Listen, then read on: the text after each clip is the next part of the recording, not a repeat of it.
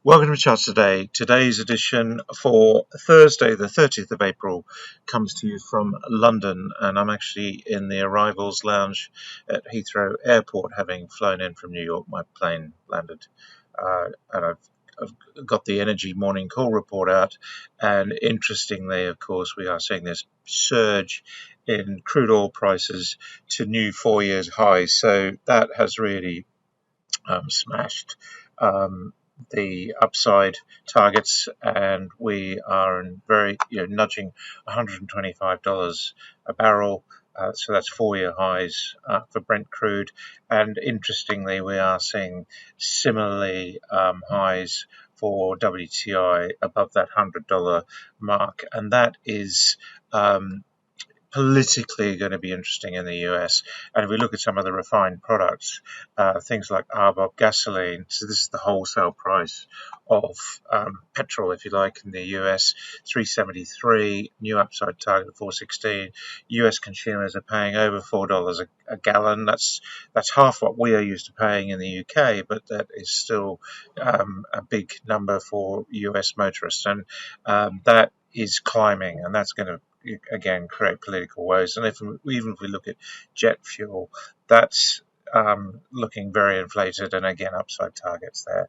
And we've seen European gas prices also just moving up on the whole energy mix rising. So that's the really significant thing that's going on in the market. And it's not having a massive effect yet on currencies, although some are really suffering. If we look at some of the global currencies, we see things like the Indian rupee, for example, that's breaking above 95 to new highs. So that's going to be very inflationary for the Indian market, for example. But taking a look at the real concern is bond markets, and I've flagged this most days.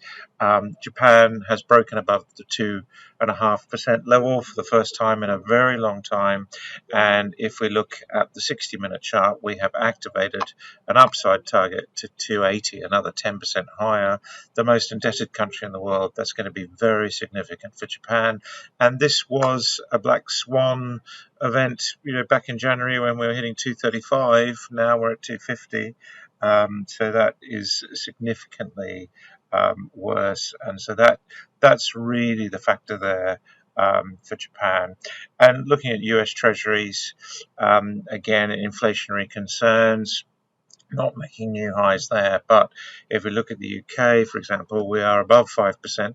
That's the first time since the financial crisis in 2008 that we've seen bond yields above that 5% level. So that's really significant. That's a 15, well, it's an 18-year high for bond yields in the UK. So that's the 10-year gilt. And if we look at Germany, we are again making new highs there. So bond markets really showing the way. Now, interesting, if you look at equity markets, the S&P 500, this is the future, that has made a new high, holding the gains at the moment. The NASDAQ also holding the gains. But really what's interesting is if you look at the Dow Jones Index, that struggled to make a new high. So the bellwethers, the leaders, the market has been driven by second-order stocks. The bellwethers are struggling to make new highs, and we'll look at the constituents shortly. We're seeing the DAX future down 1% today. That's been really flat across the period of the year, and the UK market was hit yesterday. Notice that we've sort of starting to really play with this cloud now. This is the daily chart for the future.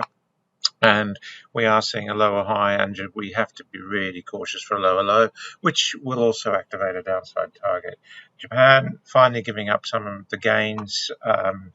The market failing to make a new high there, and the Aussie market also lower, and India down 1%. So we're seeing globally this inflationary effects of crude oil being a big factor. That is in turn starting to revive gold. So we see here we've got this really like a symmetrical triangle building, really. And if we look at the chart, we have been at a downtrend on the short term, new upside target. We haven't crossed the cloud yet, but we are just seeing a revival in precious metals today. on the basis of what we've been seeing. Now, looking at stocks, individual stocks, we had strong results out, but the market is starting to get very concerned about the level of AI spending. Meta was badly hit after hours.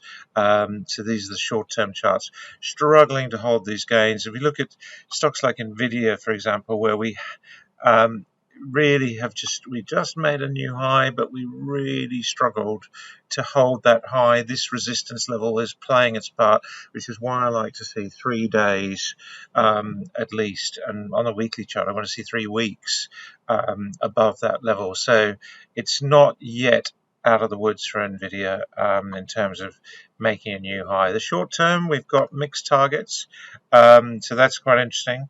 Apple have got results coming out today. It will be interesting to see how they perform after hours. We're waiting to see if we activate these upside targets, but we do have a downside target as well. So it's a very mixed picture there, and that's going to be quite key. And Google had stellar results yesterday. I think it was about 81%. So those short-term targets have been met, but there's no new targets. We need a pullback and another thrust.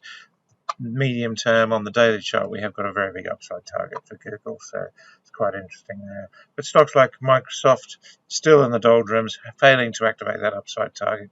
Lots of concerns about the level of spending on AI now, and Tesla, another one that's really not been strong. Looking at the Dow Jones, you can see here a lot of negative numbers there yesterday, so the market is weak on those bellwethers, which is why we're not seeing that index driving higher. The Nasdaq, we have seen that semiconductors are really the driver at the moment, so huge numbers there from NXP yesterday. Intel up another 12%. We are really seeing the chip makers, so semiconductors, really driving the market at the moment. Stocks like Micron pushing to those targets. So it is a case that the semiconductors are really outperforming, but that again is going to be inflationary for technology. So it's going to be very interesting to see how that plays out. And then if we look just last of all at the UK market, not yet open this morning, but looking yesterday, we saw some really big numbers. Really 80% of the market was down. So the markets are just starting to price in this Middle East conflict and the price of crude oil, the inflationary effects. We're especially seeing that in the bond markets, which is where I'm keeping most of my eye at the moment. So that's it for today. Until tomorrow, I'm back at my desk after a couple of weeks on the road in the US. I'm looking forward to that. So keep an eye on these markets and just watch your trends and targets. Until then, happy charting. Bye for now.